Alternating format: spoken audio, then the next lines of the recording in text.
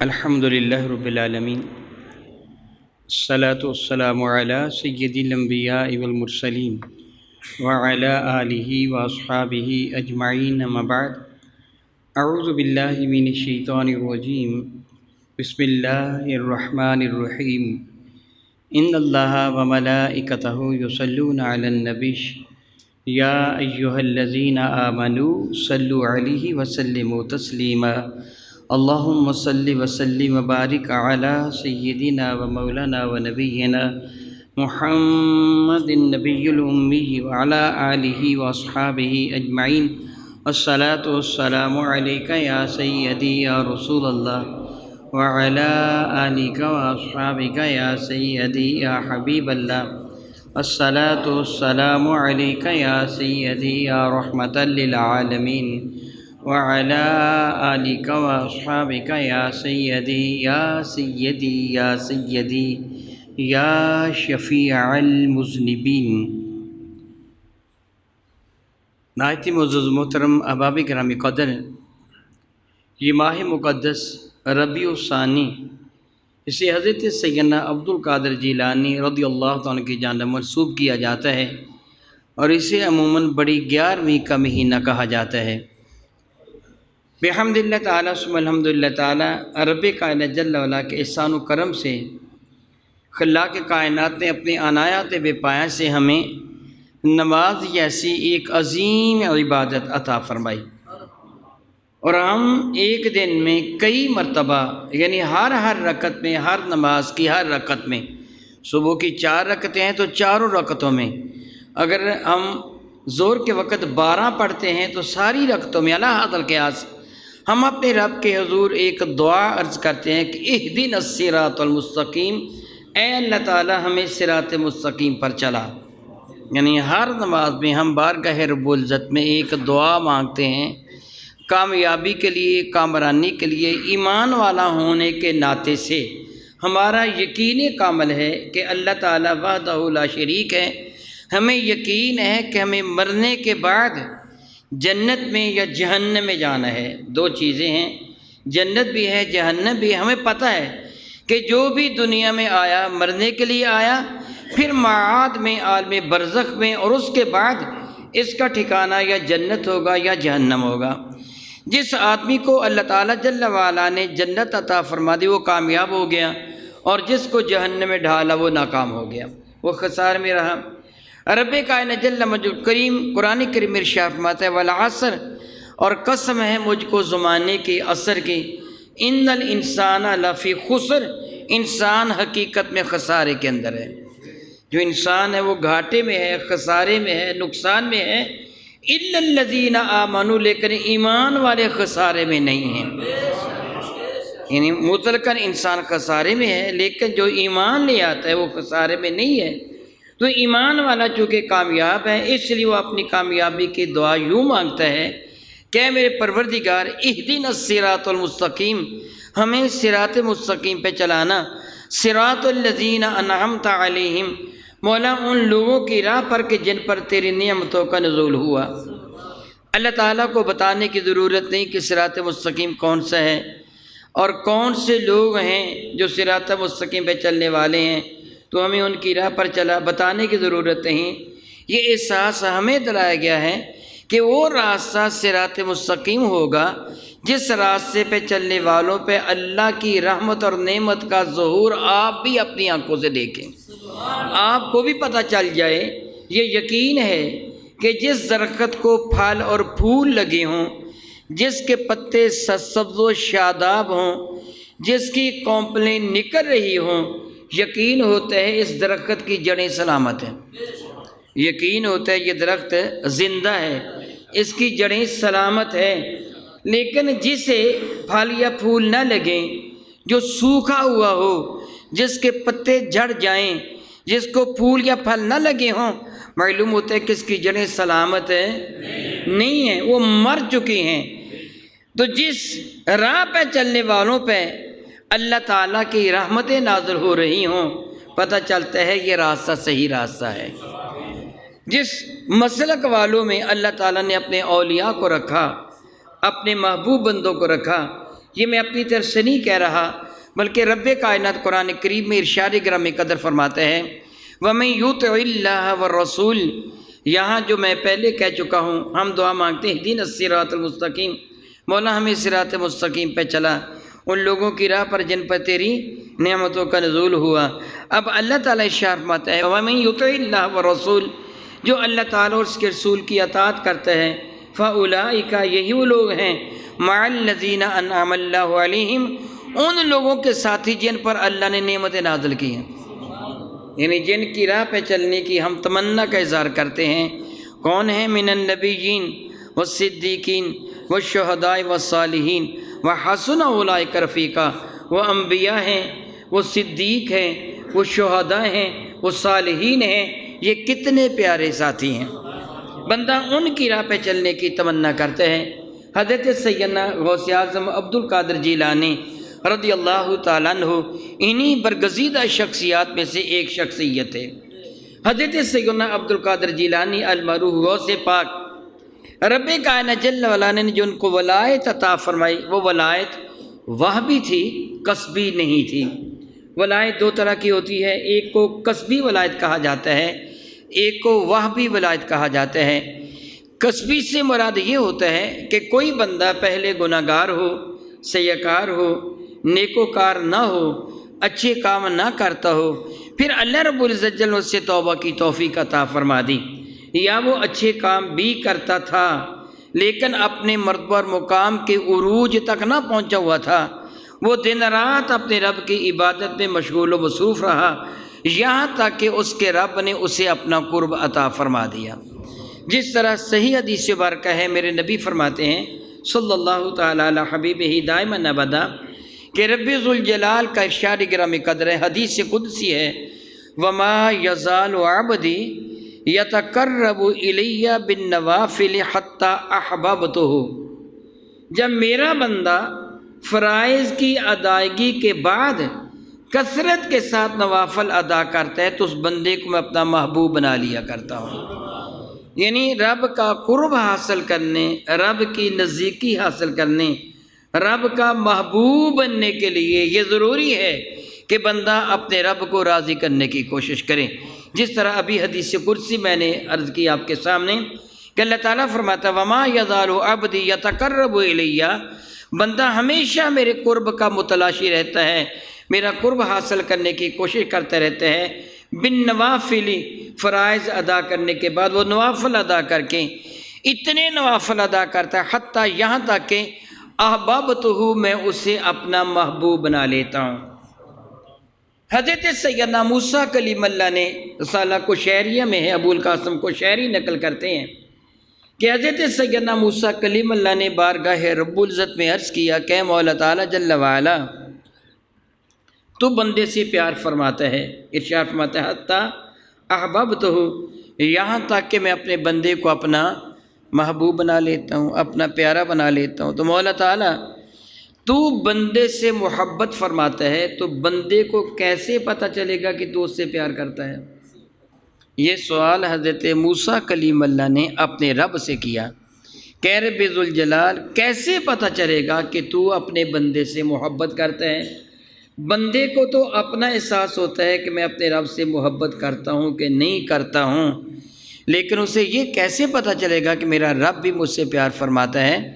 تو رب ذوالجلال فرمایا اے موسیٰ اس کا جاننا بہت آسان ہے۔ عرض کیا مولا تعالیٰ ارشاد فرما مجھے پتہ چلے کہ مجھے کیسے پتہ چلے گا تو مجھ سے پیار کرتا ہے؟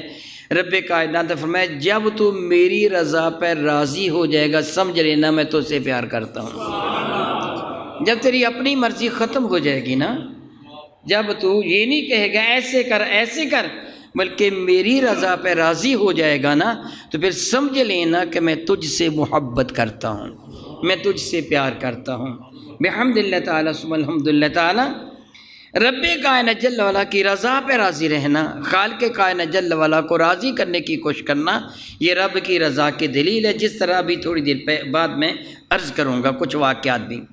حضرت سیدنا عبد القادر جیلانی رضی اللہ تعالیٰ کے لیے میں نے عرض کیا کہ آپ کو جو ولایت عطا فرمائی گئی ہے وہ ہے وہبی، قصبی نہیں ہے۔ قصبی ولایت جس طرح میں عرض کر چکا ہوں کہ کوئی محنت و مشقت کرتے ہیں، اللہ تعالیٰ اس کے نتیجے میں اس کو اپنا قرب عطا فرما دیتا ہے۔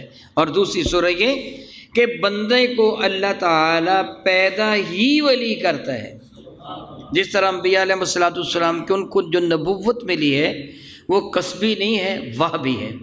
یعنی یہ نہیں کہ کسی شخص نے بہت زیادہ عبادت کی، اللہ کو راضی کیا تو اللہ نے پروگرام بنایا چلو اس سے اپنا نبی بنا لیتے ہیں، یہ بڑا عبادت گزار ہے۔ نہیں، یوں نہیں، نبی کی روح بھی نبی ہی پیدا ہوئی ہے، نبی کی ولادت بحیثیت نبی ہی ہوتی ہے۔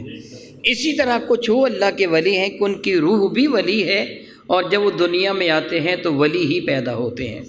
حضرت سیدنا عبد القادر جیلانی کا مرتبہ اور مقام انہی میں سے ایک ہے۔ بہت معروف ہے کہ آپ پیدا ہوئے تو رمضان المبارک کا ماہ مقدس تھا۔ آپ کی والدہ ماجدہ نے یہ محسوس کیا کہ میرا بیٹا سارا دن دودھ نہیں پیتا، اور جب مغرب کا وقت ہوا آپ کی والدہ ماجدہ نے دودھ پلانا چاہا تو حضرت عبد القادر جیلانی نے دودھ پی لیا، ساری رات اسی طرح دودھ پیتے رہے۔ جب سحری کا وقت ختم ہوا تو آپ نے دودھ پینا بند کر دیا۔ ایک دو دن تو سمجھ نہ آئی، پھر بعد میں یقین ہو گیا کہ ہمارا بیٹا بھی روزے رکھ رہا ہے۔ یعنی یہ وہ وہابی ولایت ہوتی ہے کہ یہ تربیت اللہ تعالیٰ فرماتا ہے، اور یہ بات حیران کن نہیں ہے۔ کوئی آدمی کہے جی نہیں یہ تو ممکن نہیں ہے، اس بچے کو کیا پتہ، اس پہ کوئی بھی شک نہیں، بچے کو کچھ بھی پتہ نہیں ہوتا۔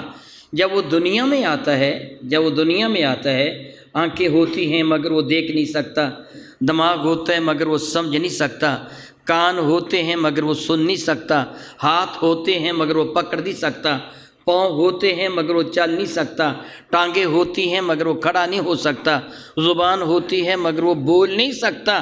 اس کے باوجود وہ بچہ جو دنیا میں آیا، جسے یہ بھی نہیں پتہ کہ میں دنیا میں آیا ہوں کہ نہیں، یہ بھی نہیں پتہ میری ماں کون ہے، میرا ابا کون ہے، پھر سوچئے جب اس کی ماں اس کو اٹھا کر اپنے سینے سے لگاتی ہے تو اس کو دودھ پینے کا طریقہ کون سکھاتا ہے؟ اسے تو کچھ پتہ ہی نہیں ہے، وہ تو تربیت پا ہی نہیں سکتا۔ تو اگر آپ یہ کہیں گے کہ اس کو دودھ پینے کا طریقہ اللہ سکھاتا ہے، پھر غوث پاک کو روزہ رکھنے کا طریقہ بھی اللہ سکھاتا ہے۔ اللہ تعالیٰ ہر چیز پہ قادر ہے نا، تربیت وہ فرماتا ہے۔ پھر اس نے تربیت فرمائی کہ آپ نے رمضان المبارک کے روزے رکھے، حتیٰ کہ جب 29 تاریخ تھی تو گیلان میں، یہ ایران کا شہر ہے، گیلان میں اس دن کچھ بادل تھا، لوگوں کو تذبذب تھا کہ آج 29 تاریخ ہے، چاند ہوا کہ نہیں ہوا، تذبذب میں تھے۔ تو پھر بالاتفاق جو صنادید، جو چودھری قسم کے، لیڈر قسم کے، دانا قسم کے لوگ تھے، انہوں نے کہا کہ سادات کے ہاں سے پتہ کرو، یعنی عبد القادر جیلانی، ابو صالح، سادات کے ہاں سے پتہ کرو، ہمیں معلوم ہوا کہ ان کا بیٹا روزے رکھتا ہے، اگر صبح وہ دودھ نہ پیے تو سمجھ لینا روزہ ہے، پی لے تو سمجھ لینا عید ہو گئی ہے۔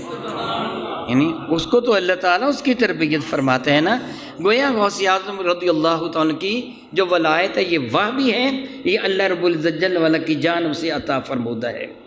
حضرت سیدنا عبد القادر جیلانی رضی اللہ تعالیٰ کا جب واقعات آپ کے بیان کیے جاتے ہیں تو آپ کی عموماً کرامات کا ذکر کیا جاتا ہے، یہ بھی آپ کی کرامت ہے، یہ بھی کتابیں آپ کی کرامت سے بھرپور ہیں، مستقل آپ کی کرامت کے موضوعات پر بہجت الاسرار لے لیں، تفریح الخاطر الفاتر لے لیں، نزہۃ الخاطر الفاتح فی مناقب عبد القادر، یہ کتابیں آپ کی کرامتوں سے بھری ہوئی ہیں، جہاں بجا آپ کی کرامتیں لکھی گئی ہیں۔ بلکہ حق تو یہ ہے، کہا جاتا ہے کہ اللہ تعالیٰ جل وعلا کے جتنے برگزیدہ ولی ہیں ان سب سے بڑھ کر کرامتیں غوث پاک سے ظاہر ہوئی ہیں۔ ہم عام طور پر خوش طبع قسم کے لوگ چاہتے ہیں ان کی بہت ساری کرامتوں کا ذکر کر دیا جائے، ہمیں لطف آ جائے، کچھ اشعار سنا دیے جائے، واہ واہ سبحان اللہ کہہ کے اٹھ کے چلے جائیں، اس کا لطف اسی وقت کے سوا مستقل نہیں ہوتا۔ مستقل کیا ہے کہ آپ ان کے نقش قدم پہ چل کر قیامت کو ان کے دامن کرم کو پکڑنے والے بن جائیں، یہ مزے کی بات ہوتی ہے۔ محض یہ کہ سن لیں آپ، سن کر اٹھ کے گھروں کو چلے جائیں، جی مزہ بڑا آیا، بڑی کرامتیں سنی غوث پاک کی، اس کا فائدہ تو وقتی طور پر ہوا نا کہ آپ کو مزہ آیا۔ مزے کی بات یہ ہے کہ قبر میں بھی اللہ تعالیٰ آپ کو سلامت رکھے، حشر میں بھی آپ کو سلامت رکھے۔ اور ان برگزیدہ شخصیات کا اللہ تعالیٰ آپ کو ساتھ نصیب فرمائے کہ جن کے لیے ہم مسلسل دعا کرتے مولا تعالیٰ ہمیں ان کے ساتھ کرنا جو تیرے نیک اور پاکیزہ بندے ہیں۔ یہ کس طرح ہوگا آپ بہت اچھی طرح جانتے ہیں اگر ایک آدمی لاہور داتا صاحب رحمۃ اللہ تعالی علیہ حاضری دینا چاہے تو اس کو لاہور والے راستے پہ چلنا ہوگا، وہ کراچی والے راستے پہ چلے گا تو داتا صاحب نہیں پہنچ پائے گا، ایسے ہے نا؟ تو اگر ہم انہیں ان سے ملنا ہے تو پھر ان کی راہ کو بھی اپنانا ہوگا، ان کے راستے پہ بھی چلنا ہوگا۔ اگر ہم ان کی متعین کردہ راہوں سے روگردانی کرتے ہیں، نافرمانی کرتے ہیں، تو پھر ہم ان تک کبھی بھی نہیں پہنچ سکتے۔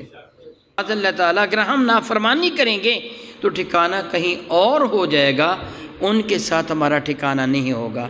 کامیابی و کامرانی کبھی بھی ہمارا مقدر نہیں بنے گی اگر ہم ان کی راہوں کو نہیں اپنائیں گے۔ حضرت سیدنا عبد القادر جیلانی رضی اللہ تعالیٰ عنہ، میں عموماً اس چیز کا تذکرہ کیا کرتا ہوں، جب بھی آپ کا ذکر کرتا ہوں کہیں تو عموماً اس کا تذکرہ کیا کرتا ہوں کہ میرے نزدیک حضرت سیدنا غوث اعظم عبد القادر جیلانی رضی اللہ تعالیٰ کی سب سے بڑی اور پہلی کرامت اللہ کی رضا کی خاطر سچ بولنا ہے، لوگوں کو دکھانے کے لیے نہیں، اپنی عزت بنانے کے لیے نہیں، اپنے مولا کو راضی کرنے کے لیے۔ میرے اور آپ کے کریم آقا تاجر بجم شفیع معظم رحمت عالم صلی اللہ علیہ وسلم نے جب حضرت سیدنا معاذ بن جبل کو یمن کا گورنر بنا کے بھیجا تھا تو میرے نبی نے فرمایا تھا کہ اے معاذ، اپنے عمل کو اللہ کی رضا کے لیے خالص کر لینا، تیرا تھوڑا عمل بھی قابل قبول ہوگا۔ اگر اللہ کی رضا مقصود نہ ہو تو آپ دن رات عبادت کریں، وہ ساری برباد ہے۔ اللہ کی رضا مقصود ہو تو ایک سجدہ بھی قابل قبول ہے۔ فرمایا تھا کہ اپنے عمل کو اللہ کی رضا کی خاطر خالص کر لینا، تیرا تھوڑا عمل بھی مقبول ہوگا۔ حضرت سیدنا عبد القادر جیلانی غوث پاک نے یہ اپنے رب کی رضا کی خاطر اپنی ماں کا حکم مانتے ہوئے سچ بولا تھا، تو آپ جانتے ہیں پھر اس کا صلہ کا ملا تھا۔ وہ ڈاکوؤں کے سامنے سچ بولا تھا نا کہ میرے پاس 40 دینار ہیں، مشہور واقعہ میں واقعہ عرض نہیں کر رہا کہ وقت صرف کرنے کی ضرورت نہیں ہے، میں آپ کو سمجھانا چاہتا ہوں۔ آپ نے صاف صاف کہا تھا، ڈاکوؤں کو کہا تھا میرے پاس 40 دینار ہیں، تو ڈاکو نے حیران ہو کے کہا تھا تو نے کیوں بتایا؟ کیا تجھے پتہ نہیں کہ ہم ڈاکو ہیں، وہ سب کو چھین لیں گے؟ تو آپ کا جواب یہ تھا کہ اپنی ماں سے وعدہ کیا ہے اللہ تعالیٰ کے حکم کے تحت کہ تو نے سچ بولنا ہے، اس لیے میں سچ بول رہا ہوں۔ تو اس سچ کی برکت سے آپ جانتے ہیں جھوٹے پر لعنت ہوتی ہے، سچے پہ رحمت ہوتی ہے۔ حضرت غوث اعظم کا یہ سچ اللہ کی رضا کے لیے اتنی عظمت والا تھا کہ اتنی رحمت بارش کی طرح نازل ہوئی کہ ڈاکوؤں پر بھی رحمت ہوگی، وہ بھی سیدھی راہ پہ آ گئے۔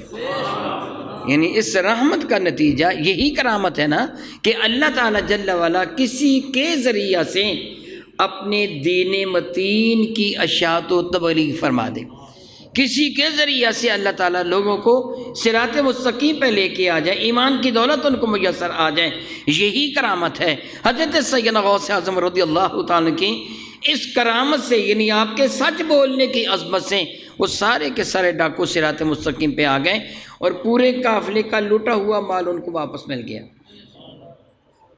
حضرت سیدنا غوث اعظم عبد القادر جیلانی کے آج ہم ماننے والے، دعویٰ کرنے والے کہ ہم 11ویں دلاتے ہیں، میں معاذ اللہ تعالیٰ سماذ اللہ تعالیٰ صدقات و خیرات کی مخالفت نہیں کرتا، میں یہ نہیں کہتا جو 11ویں دلانے والے وہ اچھے نہیں ہیں، لیکن ذرا عموماً دیکھیں کہ آج کچھ معاذ اللہ وہ سادھو قسم کے لوگ پیر بنے ہوئے ہیں جعلی، وہ 11ویں دلاتے ہیں، نہ نماز پڑھتے ہیں، نہ روزہ رکھتے ہیں، نہ نیکی کا کام کرتے ہیں، نہ حلال و حرام کی تمیز ہے ان کو، اور وہ 11ویں دلا کے کہتے ہیں ہم غوث پاک کے بڑے ماننے والے ہیں۔ اگر کوئی بندہ ان کے سامنے کوئی شریعت مطہرہ کی بات کرتا ہے کہ جی شریعت مطہرہ کے مطابق یہ ہے، وہ جھٹ کہتے ہیں یہ شریعت اور ہے، طریقت اور ہے، کہتے مانتے ہم غوث پاک کو ہیں۔ یاد رکھیے وہ گمراہ شیطان کے چیلے ہیں، غوث پاک کے ماننے والے نہیں ہیں۔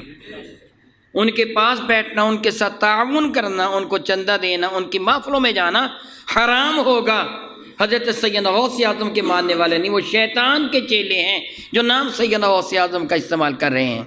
حضرت سیدنا غوث اعظم کا کردار کیا تھا؟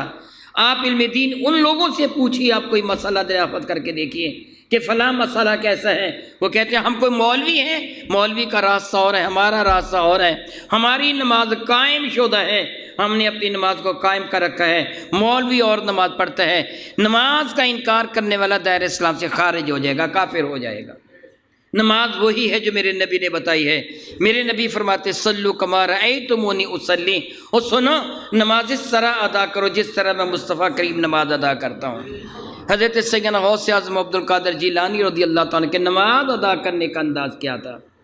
حضرت غوث اعظم جن کا نام لیتے ہیں وہ لوگ جو بے نماز قسم کے بھنگ نوش ہوتے ہیں، نام لیتے ہیں حضرت علی کا اور حضرت غوث اعظم کا، اور دنیا والوں کے سامنے ثابت کرتے ہیں ہم بہت بڑے پیر ہیں، معاذ اللہ تعالیٰ ثم معاذ اللہ تعالیٰ، 11ویں دلاتے ہیں، اتنا لوگوں کے سامنے لنگر پیش کرتے وغیرہ وغیرہ، حالانکہ وہ گمراہ ہوتے ہیں۔ غوث اعظم کا طریقہ کار کیا ہے؟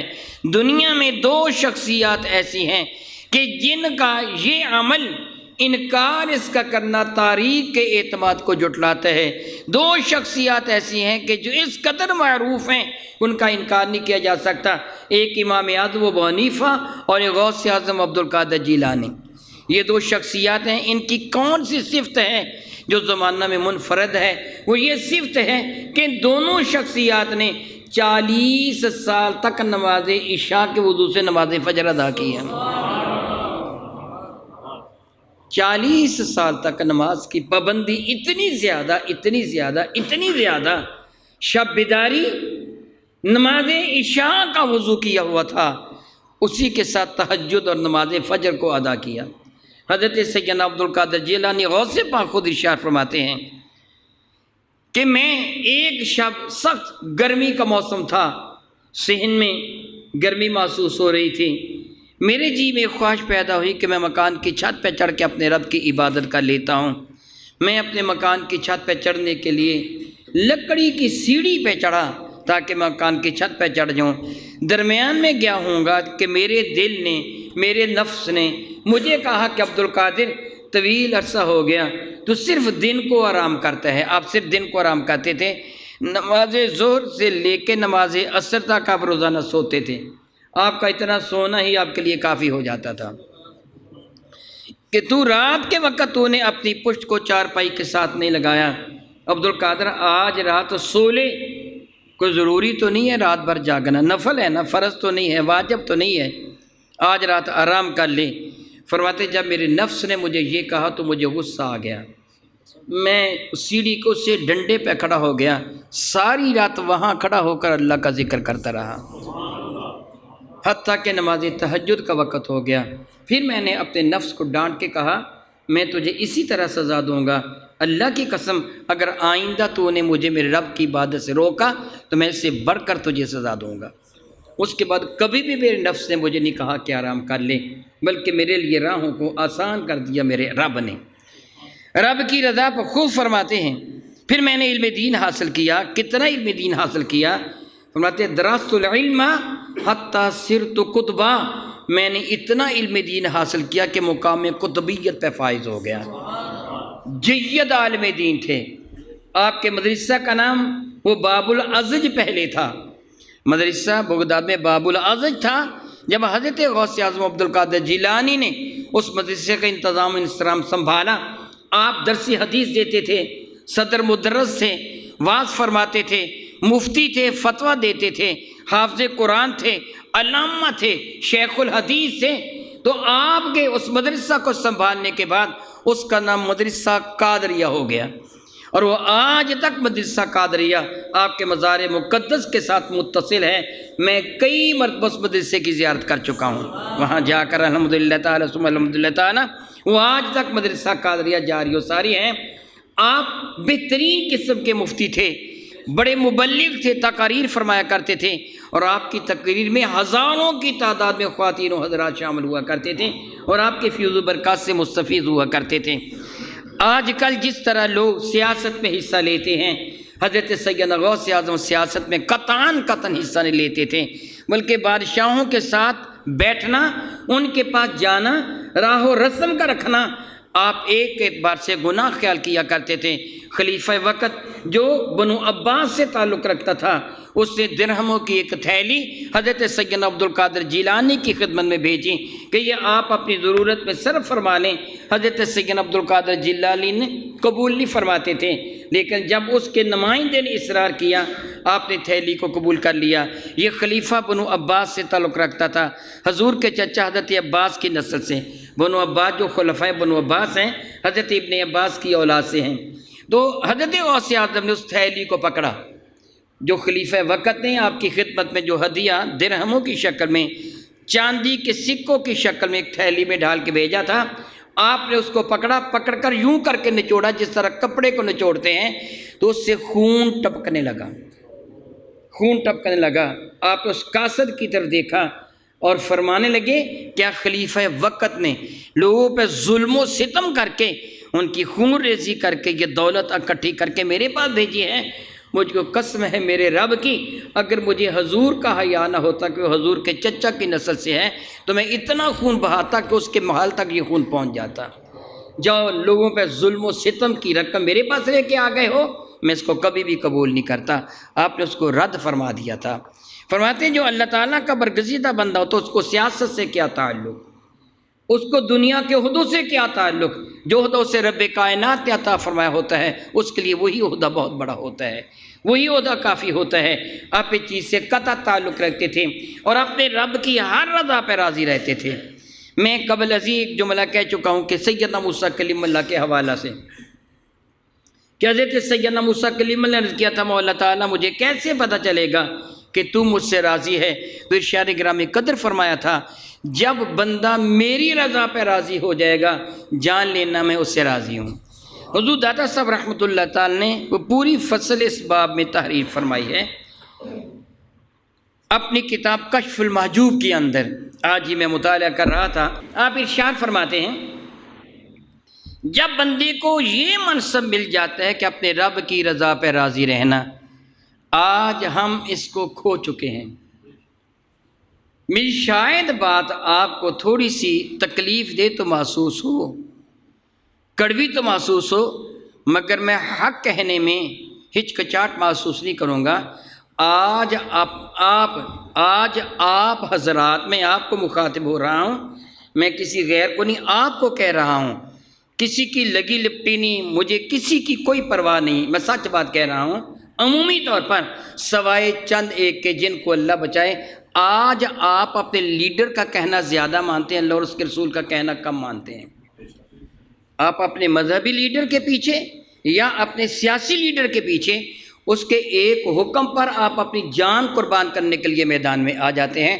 اللہ کی رضا کی خاطر 5 وقت نماز بھی نہیں پڑھتے، اللہ کو راضی کا 5 وقت نماز بھی نہیں پڑھتے، اپنے چہرے پہ داڑھی بھی نہیں سجاتے، روزہ تک نہیں رکھتے، اللہ کی رضا کی خاطر کام نہیں کرتے، لیکن جب لیڈر کا پیغام آتا ہے تو کہتے ہیں فلاں نے فرمایا جی ہم تو یوں کریں گے، پھر سارے کے سارے میدان میں نکل آتے ہیں، گویا رب کو کم مانتے ہیں، اپنے لیڈر کو زیادہ مانتے ہیں۔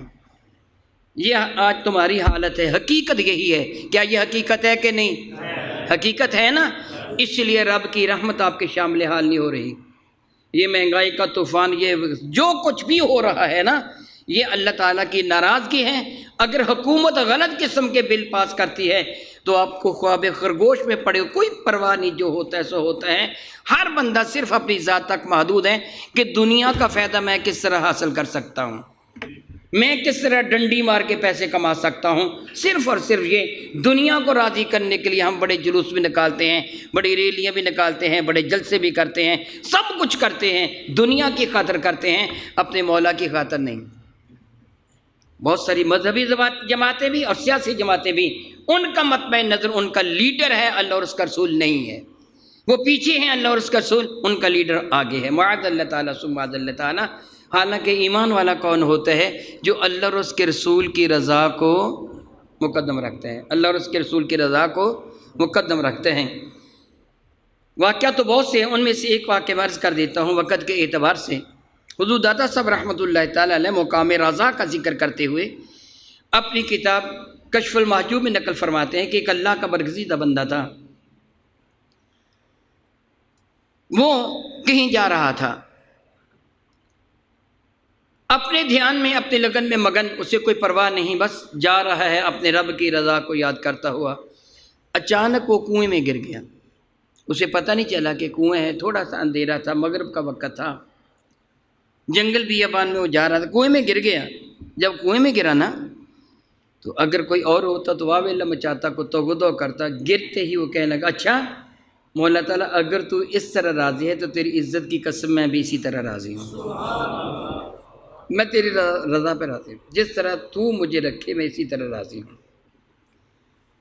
تھوڑی دیر گزری تھی، وہ کنویں میں بیٹھا تھا اور دل میں یہ خیال کر رہا تھا کہ اگر اور کسی صورت پہ میری موت واقع ہوتی تو پھر مجھے شاید یاد بھی ہوتا، اللہ کا ذکر کرنا یاد ہوتا، لیکن اب تو اللہ کا ذکر کر رہا ہوں نا۔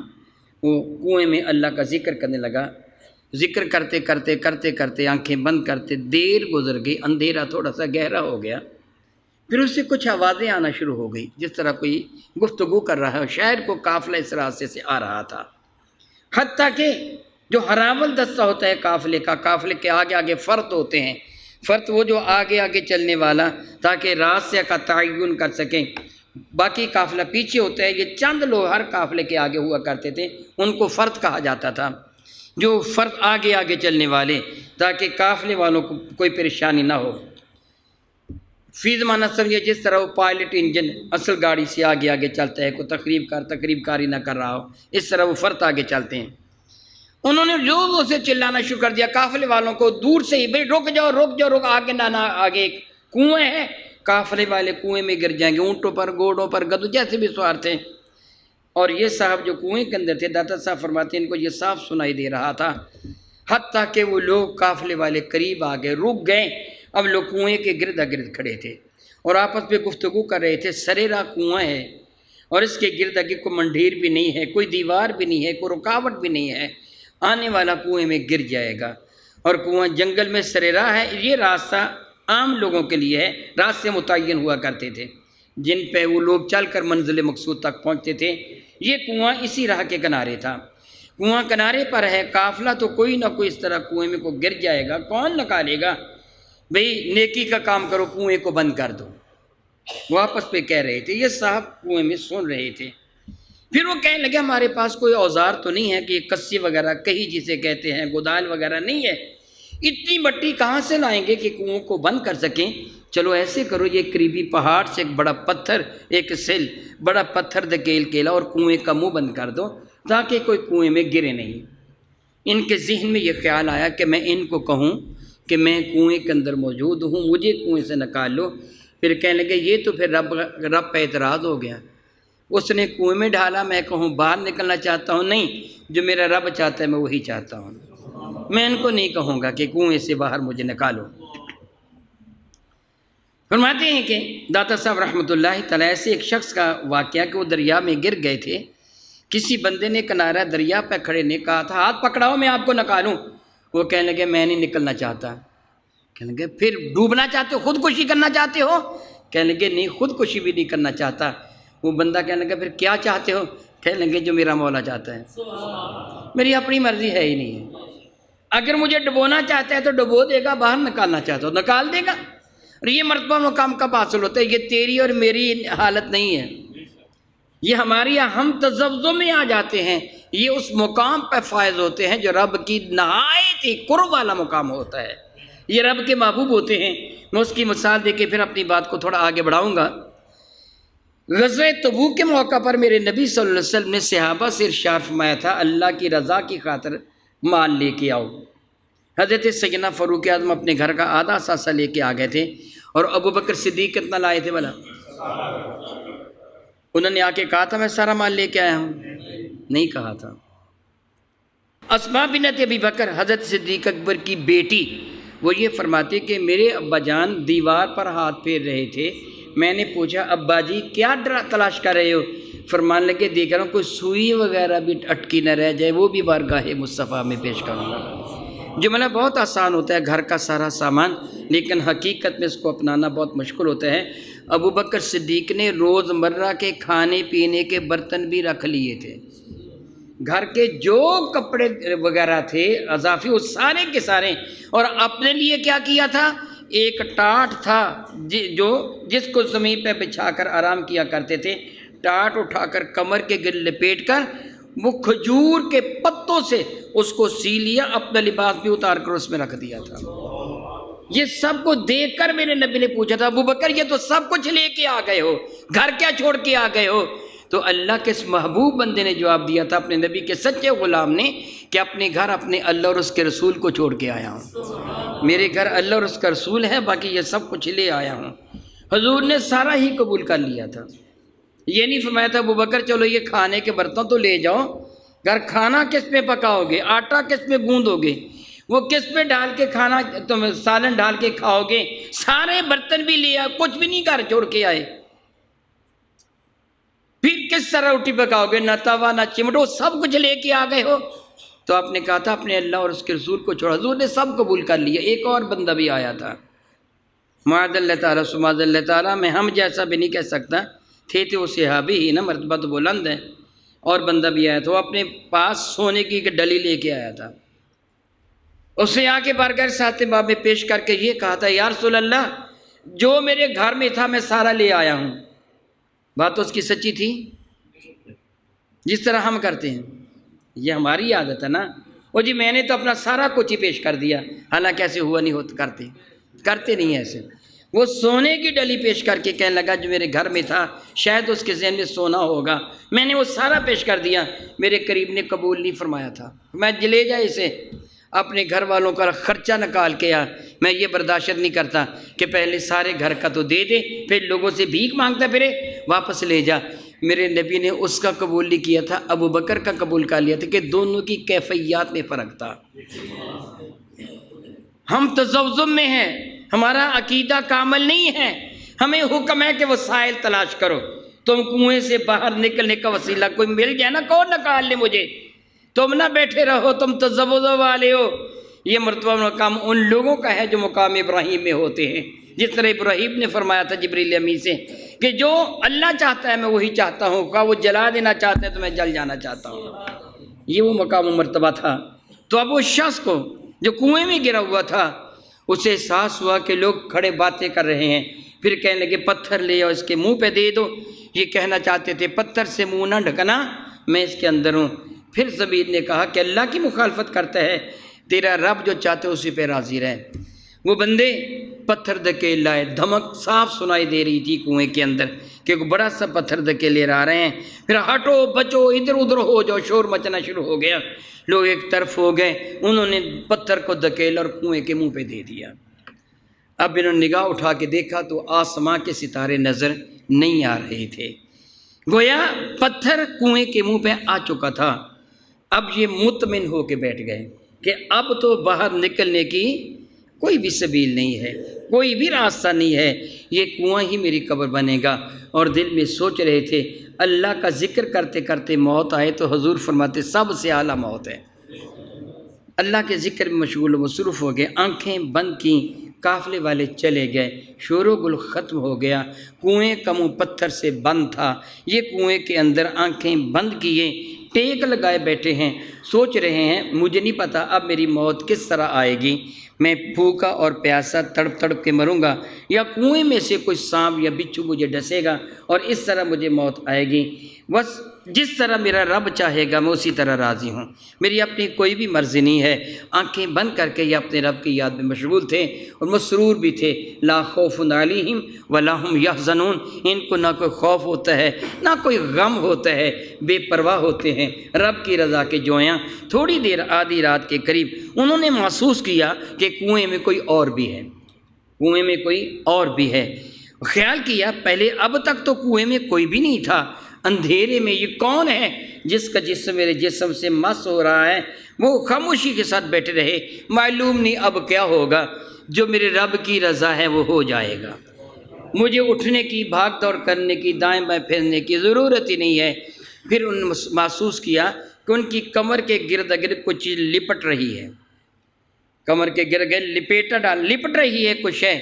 وہ خاموشی کے ساتھ بیٹھے رہے، کوئی بھی حرکت نہ کی۔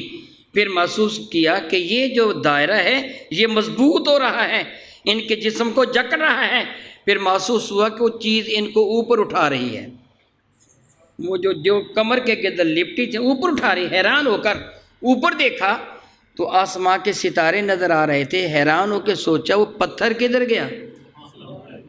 کنویں کے منہ پر تو پتھر تھا، یہ ستارے کیسے مجھے نظر آ رہے ہیں؟ حضور داتا صاحب رحمۃ اللہ تعالیٰ فرماتے تھوڑی دیر کے بعد وہ کنویں سے باہر تھے، دیکھ کر حیران رہ گئے۔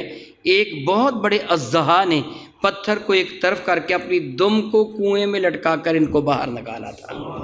جب یہ باہر نکل آئے تو ہاتف غیبی نے پکار کے کہا جو ہم پر بھروسہ کرتے ہیں ہم دشمن کے ذریعے بھی ان کی جان کو بچا لیا کرتے ہیں۔ سورۃ الطلاق میں میرا اللہ ارشاد گرامی قدر فرماتا ہے وَمَن يَتَّقِ اللَّهَ يَجْعَل لَّهُ مَخْرَجًا، جو اپنے رب پہ بھروسہ کرتا ہے اللہ تعالیٰ اس کے لیے رہائی کی راہیں خود آسان فرما دیتا ہے۔ وَيَرْزُقُهُ مِنْ حَيْثُ لَا يَحْتَسِبُ، اور اس کو رزق وہاں سے عطا فرماتا ہے جہاں سے اس کا گمان تک بھی نہیں ہوتا۔ وَمَن يَتَوَكَّلْ عَلَى اللَّهِ فَهُوَ حَسْبُهُ، جو اپنے رب پہ بھروسہ کرتا ہے اس کا رب اس کے لیے کافی ہو جاتا ہے۔ قَدْ جَعَلَ اللَّهُ لِكُلِّ شَيْءٍ قَدْرًا إِنَّ اللَّهَ بَالِغُ أَمْرِهِ، اچھی طرح ذہن نشین کر لو اللہ کا حکم ہر حال میں نافذ ہو جاتا ہے۔ یعنی اللہ نے حکم کیا پتھر کو ہٹا، اپنی دم کو داخل کر کے میرے بندے کو باہر نکال، اللہ کا حکم ہر حال میں نافذ ہو جاتا ہے۔